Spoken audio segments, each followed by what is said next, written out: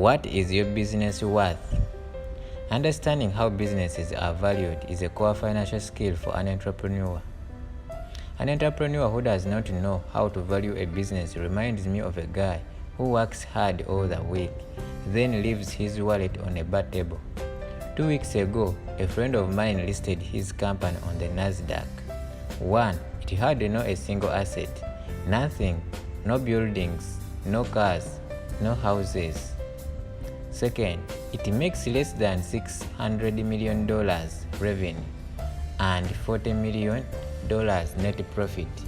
Valuation $6 billion. I thought he was going to get about $15 billion. Why? The growth rate. It's your job to know why and bring yourself to a full understanding. There are many methods of business valuation. You all have to do your homework here. I can't do it for you. About 5 years ago, I wrote a series here on the platform called Buying and Selling Businesses is Also a Business. In this series, I wrote that whether you are buying a business for the first time or you are a giant multinational buying a business, the same questions always apply. 1. What is your motive behind your decision to buy a business? What will you do with it to grow and expand it once you have acquired it? Do you have the capacity to run and develop the business you are preparing to buy? What will you pay for it and how did you reach that price? How are you going to pay for it? What are the challenges and the risks outside your control? Don't look at someone's reason for selling their business as a negative thing. I wrote in a comment to Jazil back in 2016. Buying and selling of businesses is going on all the time. It's part of good business. It is rather like buying and selling players in soccer. It's part of the game.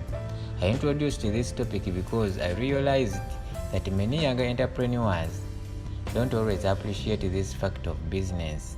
Companies like Microsoft, Google are buying scores of companies every year, and those who sell it to them are very excited to sell them too.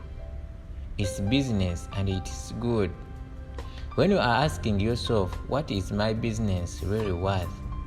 You need to know that appraising the market value of a business is also a business and can be complicated. To help you price your company correctly depending on its size, try to hire the best professional valuation expert you can afford. You might believe your business is worth X, partially based on emotion, but you could be very wrong, either on the high side or the below side. Like I said back then, and as true today, especially for the junior class. Pay attention because you may never have been this way before.